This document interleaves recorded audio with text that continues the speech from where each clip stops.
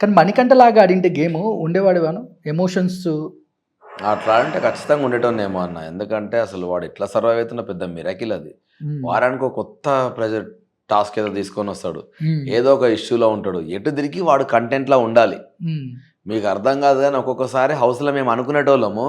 అనవసరంగా money money money అని వాడిని హీరోని చేసి వాడిని లేపకుర్రా నాయన, వాడు ఆల్రెడీ కంటెంట్ కోసం ఏది పడితే అది చేస్తున్నాడు అని ప్రతి ఒక్కడు ఈ మాట అన్నాడు. నువ్వు కావాలంటే బయటకు వచ్చిన ప్రతి ఒక్కరిని అడుగుతా ఉండు. ప్రతి ఒక్కడు వాడిని లేపుతా ఉన్నాం మనం, వాడిని తిడతలేము అని. మీకు ఎప్పుడు డౌట్ వచ్చింది ఇతను కన్నింగ్ ఆడుతున్నాడు, కంటెంట్ కోసం ఆడుతున్నాడు? ఫస్ట్ వీకే నేను నామినేట్ చేసిందే అందుకు. నువ్వు మరీ ఓవర్గా ప్రతిసారి ఏదో ప్రపంచంలో నీకొక్కరికే బాధలు ఉన్నట్టు మాట్లాడుతున్నావు. పుట్ట చీరితే అందరికీ ప్రాబ్లమ్సే ఉన్నాయి, ఎవడు చెప్పుకుంటలేడు. నువ్వు అంటా అంటే నీకు నా ఫ్లాష్ ఎవడికి కావాలి నీ ఫ్లాష్ బ్యాక్?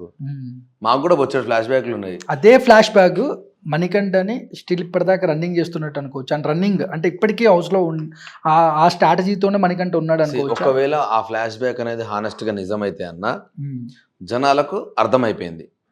నిజంగా అది నిజమైతే వాడు ఇంకోసారి దాని గురించి మాట్లాడొద్దు. కానీ నువ్వు ప్రతిసారి అదే ఫ్లాష్ బ్యాక్ తీసుకొచ్చినావు అనుకో, జనాలు కూడా ఎట్లా అనుకుంటారు అంటే వీడు ఫేక్ అని ఫీలింగ్ వచ్చేస్తుంది.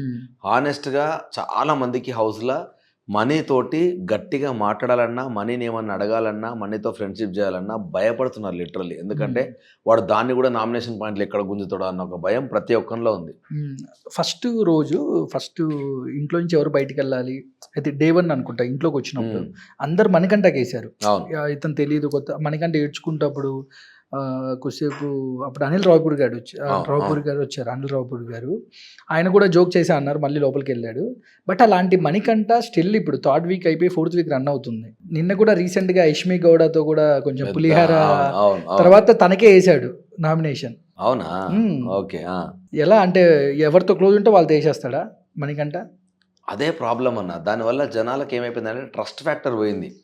వీడు ఫ్రెండ్ లాగా ఉంటూనే మన మీదే నామినేషన్ చేస్తున్నాడు అనేది ఫస్ట్ వీక్ నుంచి మణికంఠ మీద ఉన్న పెద్ద బ్లేమ్.